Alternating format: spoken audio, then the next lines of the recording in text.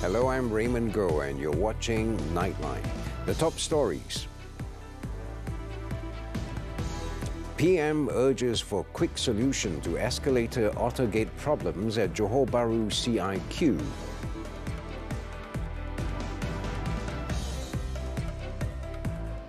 And job switching issue among foreign workers, sector-specific identity cards to be introduced.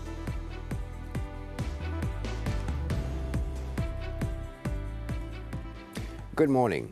Yang di-Pertuan Agong Al-Sultan Abdullah Riayatuddin Al-Mustafa Billah Shah and Raja Permaisuri Agong Tunku Hajah Aziza Amina Maimunah Iskandaria have conveyed their condolences to the family of former Senate President Tan Sri Abang Ahmad Urai Datu Abang Muhyiddin, who died on Sunday. The King and the Queen expressed their sadness with Tan Sri Abang Ahmad Urai's passing and hoped his family would be patient and resolute in facing the situation. Al-Sultan Abdullah greatly appreciates the devotion, service and sacrifices of the late Tan Sri Abang Ahmad Urai and described his passing as a great loss to Sarawak and the nation. Tan Sri Abang Ahmad Urai, aged 89, died at the Norma Sarawak Medical Centre in Petrajaya at about 12:30 a.m. He was born in Kuching on June 26, 1933 and was appointed Senate President, replacing Tan Sri Benedict Stevens, serving from July 12, 1988 to July 9, 1990.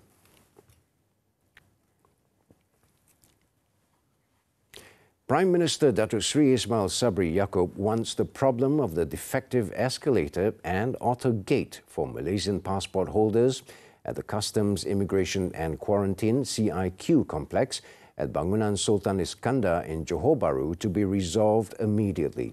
He said this after making a surprise visit to the CIQ complex together with Johor Menteri Besar Datuk On Hafiz Ghazi on Sunday afternoon.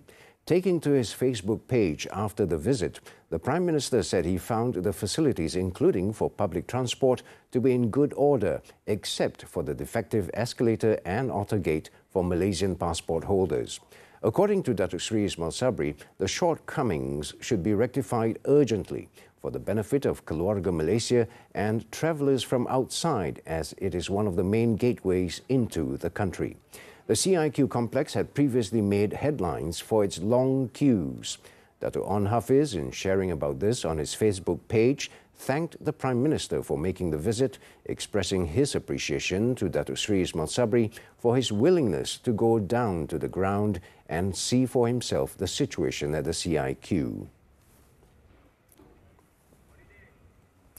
Earlier, Datuk Sri Ismail Sabri was granted an audience by the Sultan of Johor, Sultan Ibrahim Almarhum Sultan Iskandar. Also in attendance were the Tunku Mahkota of Johor, Tunku Ismail Sultan Ibrahim, and Raja Muda of Johor, Tunku Iskandar Abdul Jalil Abu Bakar Ibrahim. The audience was held at the Istana Bukit Serin in Johor Bahru. Also present were the Menteri Besar Datuk On Hafiz Ghazi, as well as Johor State Secretary Tan Sri Azmi Rohani. Datuk Sri Ismail Sabri also attended a lunch hosted by Sultan Ibrahim.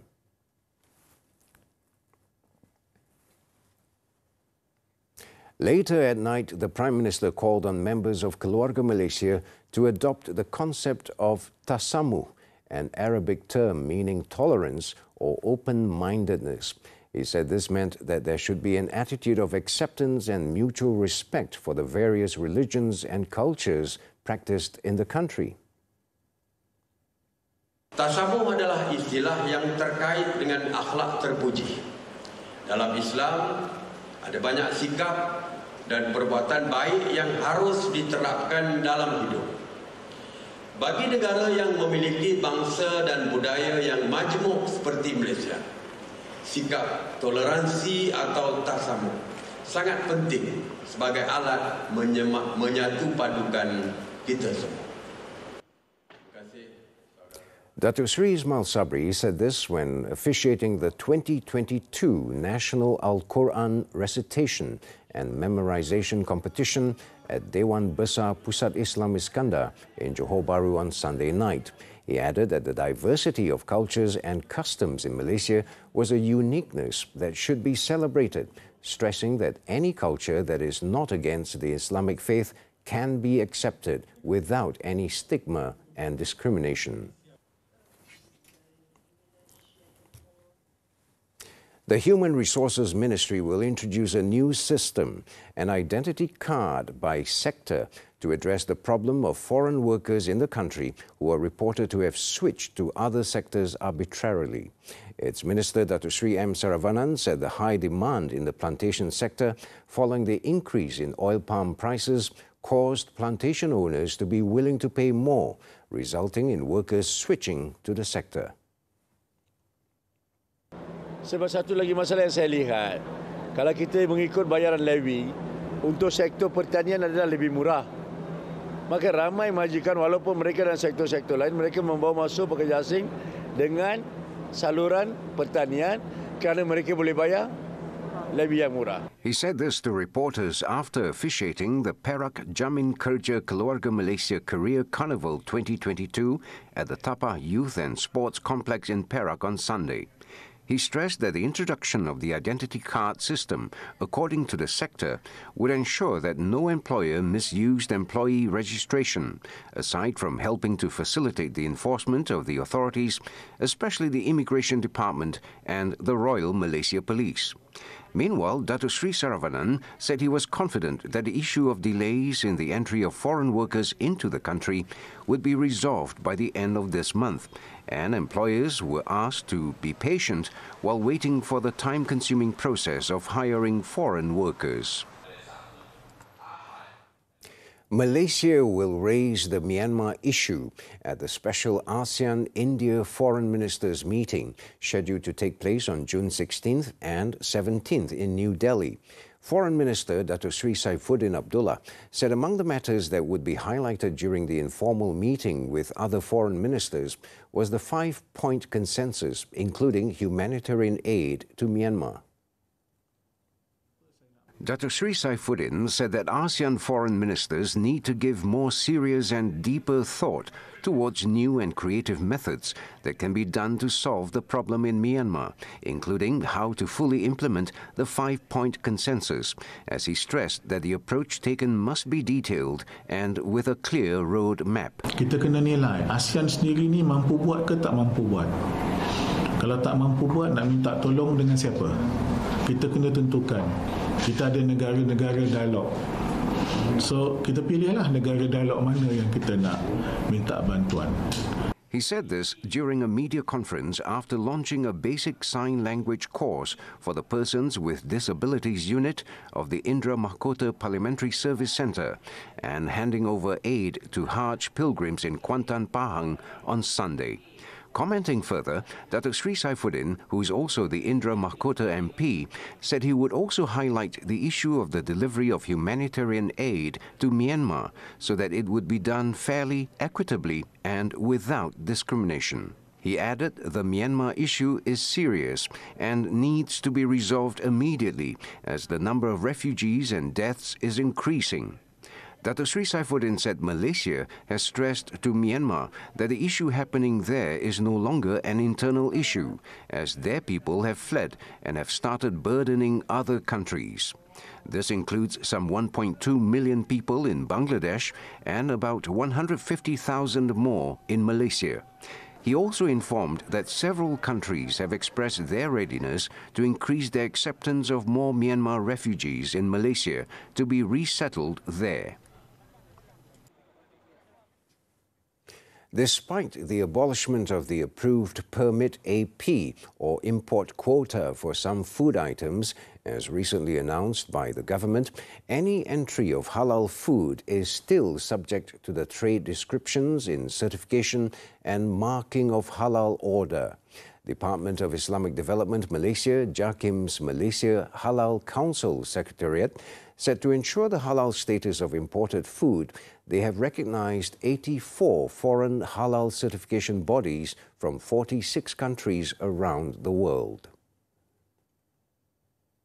Jakim said the Halal foreign certification bodies are responsible for overseeing and controlling the implementation of the Halal system in abattoirs approved to export meat to Malaysia and industries that export their products into the country. The Secretariat said the international industries that exported their products to Malaysia also understood the country's strict halal requirements and standards. It also said the halal certification issuance is in accordance with the set standards and through strict screening and review at every level. On May 18th, Prime Minister Datuk Seri Ismail Sabri Yaakob announced the government's decision not to impose AP to import food products into the country with immediate effect to ensure adequate food supply in the country. The new minimum wage, which was raised from 1,200 ringgit to 1,500 ringgit since May 1st, has brought joy to many employees in Malaysia, as it would help them endure the rising cost of living.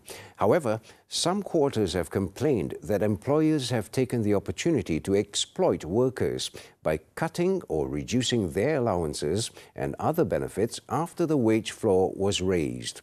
Hakim Azman reports. Speaking to Nightline, a factory worker expressed his dissatisfaction after his employer decided to reduce the cost of living allowance COLA of 300 ringgit monthly provided to him and his colleagues. Due to this, he had to cut any unnecessary expenses and find additional income, including by working extra hours. The minimum wage was 1,200 ringgit, and when I get my payslip, I get an extra COLA such as attendance, food, responsibility, and vehicular. But after the new minimum wages, which is 1,500, almost all of my COLA has been cut, nearly half of it. So at that point, I feel like I have to work more than usual just to actually have that kind of higher payment just to get by the end of the month. The same thing also happened to a dispatch worker whose petrol subsidy of between 100 to 200 ringgit was cut off by his company. At first I was happy that the minimum wage was increased from 1,200 to 1,500. But after a while, my employer told me that some benefits will be cut out, such as my petrol subsidy and other allowances. I think that I have been using more money and that my cost of living has increased because my allowance has been cut. The Malaysian Trade Union Congress MTUC, which confirmed receiving such complaints from employees, stressed that employers cannot arbitrarily cut or reduce their workers' benefits and allowances. Its president, Muhammad Effendi Abdul Ghani, warned companies that taking such actions to deal with the new minimum wage order was a betrayal of the government's efforts to help increase the income of the B40 group. If they insist to cut the benefits or the allowances for the workers, I think they're against the minimum wages order. And then I think the government or any parties, I think they can take action for the employer. Any employer, they can take actions, and the employees, I think they can report to JTKSM or to MTC by itself, so then you can take any necessary action to the any employer.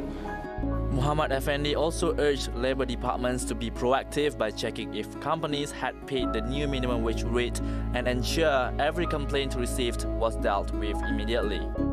He said, however, most of employees are afraid to make reports on the matter due to the fear of losing their job and source of income. I believe that even 1,002 also they are afraid to implement, but there's no report.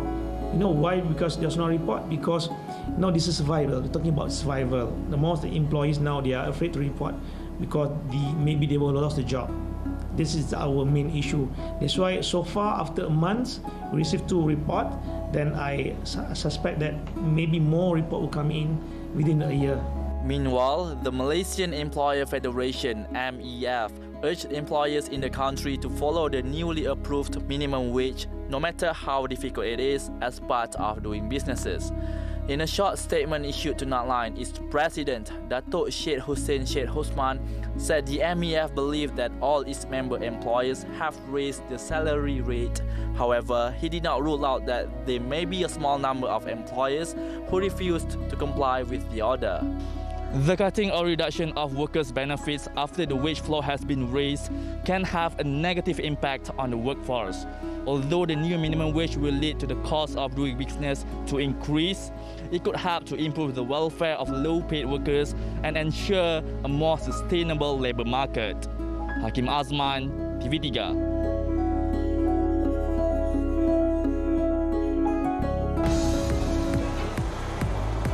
Thousands rush to register for cannabis planting. News from the foreign front when Nightline returns.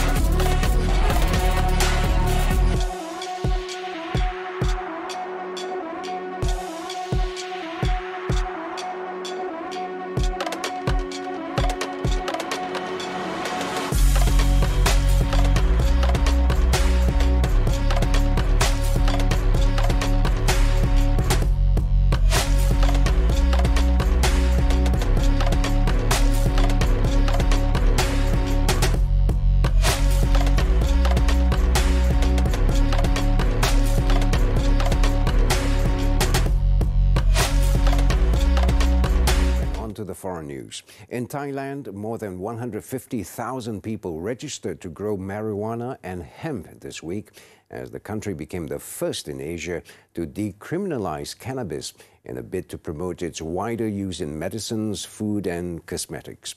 A website created for prospective growers crashed due to the rush, prompting the Thai Food and Drug Administration to offer an alternative platform and urging people to use its mobile application. Users had accessed the FDA website and its app more than 8 million times as of 3 p.m. local time. Starting Thursday, growing and trading of marijuana and hemp products in Thailand is no longer a crime after a rule declassifying it as a narcotic took effect.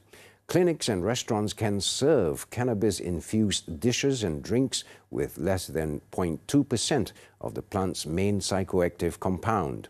However, anyone caught puffing marijuana in public may be liable to a jail term of 3 months and a fine of as much as 25,000 baht. Shanghai has reimposed a ban on dine-in services at restaurants in most districts, while a dozen local officials were punished for a management lapse at a quarantine hotel as infections in the financial hub and capital Beijing continued to climb. Following the escalation, the Chinese government has notified restaurants to suspend dine-in services on Friday, while takeaways and deliveries were still allowed. The rapid increase adds to concerns that China's COVID-0 strategy may send cities into repeated lockdowns and reopenings, as well as threatening a sustainable economic recovery. Both cities, Beijing and Shanghai, have resumed mass testing for COVID-19 as outbreaks emerged just days after the two cities eased social curbs that had been in place for months. Meanwhile, it was reported that a dozen officials from Suhui district were dismissed from their posts and given warnings after malpractice in implementing quarantine measures that led to infections at Hua Ting Hotel in March. The officials included a party secretary, the district chief, and 2 district vice governors. Russian shelling has caused a huge fire at a chemical plant in Ukraine's Severodonetsk city after a leak of tens of tons of oil from damaged radiators at the Azot plant. The regional head, Sergei Haidai, on Saturday said the chemical plant has been under heavy shelling for hours, with as many as 800 civilians still hiding in underground bomb shelters at the plant. However, it is not stated whether there were any casualties and whether the blaze was later extinguished. Haidai admitted most of Severodonetsk was in Russian hands, as all of the residential areas in the region were under its control. Severodonetsk has become the focal point of Russia's efforts to advance in eastern Ukraine. Seizing Severodonetsk and its twin city of Lysychansk would move Moscow closer to its goal, as it would give them control over Luhansk.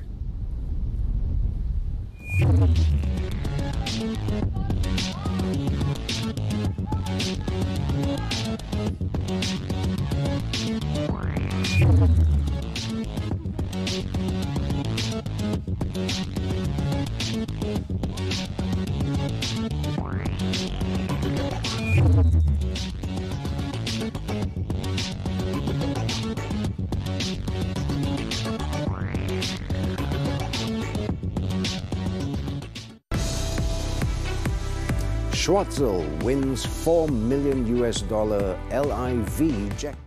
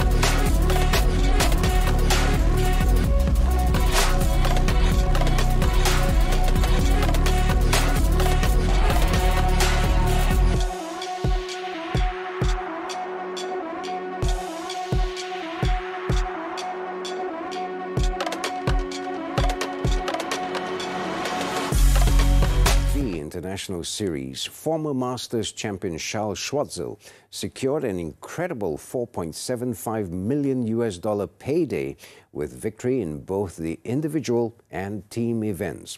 Schwartzel carded a final round of 72 to finish 7 under par and a shot clear of Henny du Plessis, with Brandon Grace a stroke further back alongside Peter Ullin.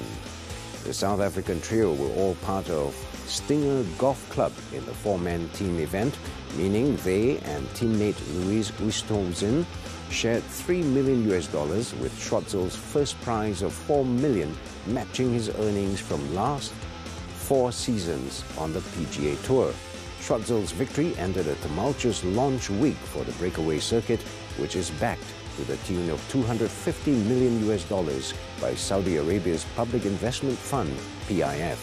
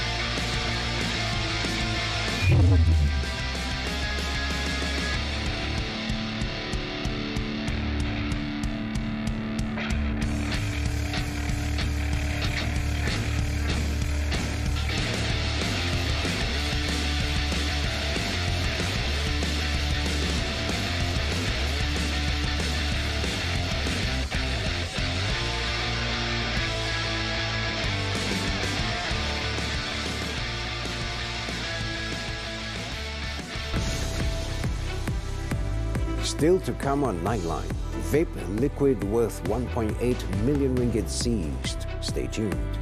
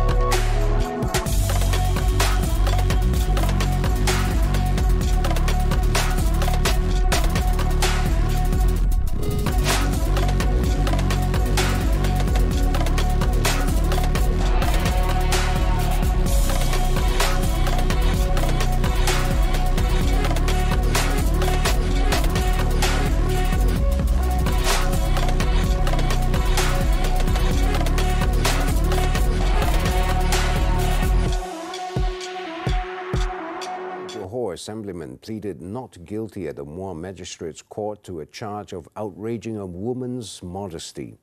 The 3-term former Sedili Assemblyman, Rasman Ithnain, claimed trial to the charge before Magistrate Amalina Basira Mattop on Sunday morning. The 54-year-old was charged under Section 354 of the Penal Code for using criminal force to outrage a woman's modesty at around 5 p.m. on January 13th. If convicted, the accused, who is the Parti Pribumi Bersatu Malaysia Kota Tinggi Division Chief, could face a minimum jail term of 10 years, a fine or whipping, or both. The judge set bail at 4,000 ringgit with one surety and set July 3rd for remention of the case and submission of documents. The court also set August 16th to 18th as the date of the trial. The Royal Malaysian Police will strengthen controls at land and sea borders to stop cannabis smuggling into the country following Thailand's measure to allow its people to plant cannabis trees beginning last Thursday. Bukit Aman Narcotics Criminal Investigation Department Director, Dato' Ayub Khan Maidin Piche, said the decision by Thailand is seen to provide a new challenge to Malaysia in its efforts to eliminate drug abuse in the country. So pergerakan yang tidak ada had lagi. So, mungkin semua akan tunggu dekat sempadan lah untuk masuk ke Malaysia. Kita pun akan mempertingkatkan lagi kita punya kawalan kita. Untuk makluman, semalam kita ada rampasan 800 lebih 460 kilogram ganja yang cuba disedup daripada Thailand. Kita dapat tangkap di Penang. He said this after the closing ceremony of the seminar on community social issues at University Technical Malaysia UTEM in Ayakaro, Malacca on Sunday. He added that his officers will continue to monitor the movement of smugglers who might try to take advantage of the current situation in Thailand and try to bring in cannabis into the country. On June 9th, the Thailand government opted to decriminalize cannabis and legalized cannabis planting as crop.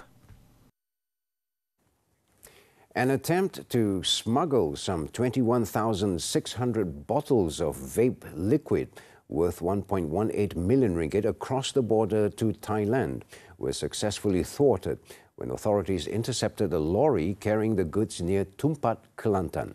During the incident on Saturday, members of the 8th Battalion of the General Operations Force were conducting checks at Post Simpangan in Tumpat when they came across a lorry from a local courier company being driven by a 34-year-old local man. Inspections on the vehicle found several brown boxes filled with bottles believed to contain vape liquid, which was suspected to be for smuggling into Thailand. As the inspection was being carried out, the officers were approached by another individual, a 20-year-old man, who claimed to be the recipient of the goods in the lorry. Authorities then seized the lorry and goods, while the two men were detained before being taken to the Tumpat District Police Headquarters for further action. Meanwhile, the seized vape liquid was handed over to the Health Ministry for further investigation under the Poisons Act.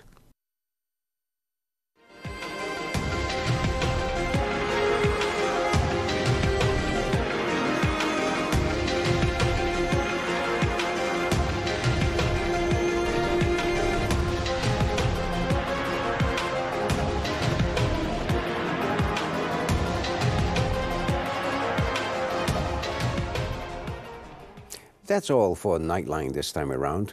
Let's take a look at the Small is Beautiful exhibition in London, where visitors must lean or squat to appreciate every detail of the 143 miniatures made by 33 local and international artists. With that, I'm Raymond Go. Thank you for tuning in and have a good and productive week ahead.